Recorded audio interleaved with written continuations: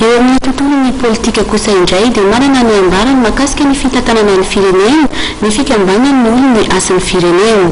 Raha ny ambaran'izy ireo dia mpitondra lanim-bahoaka ka ny tokony hitondra ny fitondrana. Amin'izy ireo dia tsy azo ekena ny fampidirana olon-kafa ankoatra ireo lanim-bahoaka ireo. Mila fiomanana ihany koa izy ity fikambanana ity ny fitarihana vahoaka mba hisiny ny tena fampandrosoana. Mitsipaka ny fampidirana hery politika ivelan'ny HVN no natao gouvernemanta vaovao ny fikambanana olona sy ny firenena na ny OHT. Voafidim-bahoaka ny HVN na anjaran'ny vahoaka avy eo no mitsara ny asa vita amin'ny fitondrana. Ny fitondrana amin'izao fotoana dia fitondrana lanim-bahoaka. Voafidy aby fitondrana amin'izao fotoana. Ka ny fanaovana remaniement nambaraka dia vahoana amin'izao problema zao hoe remaniement sa tsy vahoana. Fa raha hoe zay tsy maintsy atao ny remaniement dia aloha ny HVM ihany no anatin'ny gouvernement. Fa tsy tokony asiana zany hoe gouvernement tsofotsofoka zany hoe sokafana zany.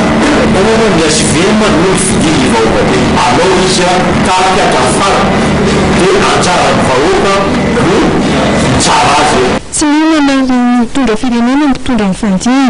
Antony avelon'ny OHT fa tsy mampandroso ny firenena tsy mahavoavany olana ara-tsosialy sy toe-karena eto amintsika. Tsy misy fianarana, fiomanana, fanomanana ny mpantana firenena, ny mpantana firenena teto Madagasikara manomboka tamin'ny nivelena ny fahaleovantenantsika tamin'ny posivatsy. Fomba tonga ho azy daholo nakany amin'ny sefotany ka hatrany amin'ny filoha. Zay maresy lahatsika voalohany raha tsy tafiditra mihitsy zany tsika ao raha zay professionnalisme zay matihanina zany ny anaovana zavatra dia tsy anoso mihitsy fa iaitotovana foana io fitandrasantsika. Dia zay nahatonga atsika hoe tsy maintsy zay zany ny asa voalohany amiko tsy vitan'ny tsy hoe no HT ireny no avitan'ny fampandrosoana tanteraka Madagasikara fa itsika kosa tena mitondra ny anjara-tovintsika amin'izay fahitantsika azy izay.